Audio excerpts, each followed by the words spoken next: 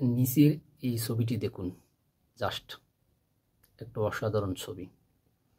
একজন মা আর একজন সন্তানের ছবি। দীর্ঘ 7 বছর পর তাদের সাক্ষাৎ।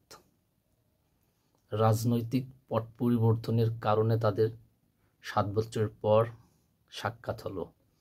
এর আগে রাজনীতির কারণে মা ছিল বাংলাদেশে, ছেলে ছিল লন্ডনে। তারা ইলেকট্রনিক যুগে হয়তো বা মোবাইল দিয়ে একে অপরের সাথে যোগাযোগ করছে, কিন্তু বাস্তবে তারা কথা বলতে পারে নাই। সেই আবেগঘন মুহূর্ত অবস্থা ছিল আজকে তাদের। এক ঐতিহাসিক দিন ছিল আজকে তাদের, তারেক জিয়া এবং বেগম খালেদা জিয়ার ঐতিহাসিক একটা মুহূর্ত।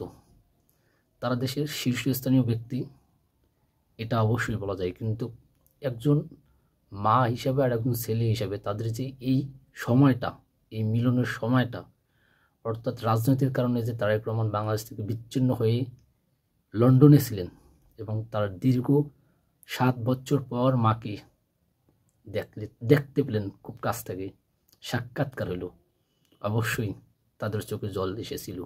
সেই মুহূর্তটা একটা বেদনাদায়ক মুহূর্ত। শুধু রাজনৈতিক কারণে তাদের এই 7 বছরের দূরত্ব তৈরি হয়েছিল।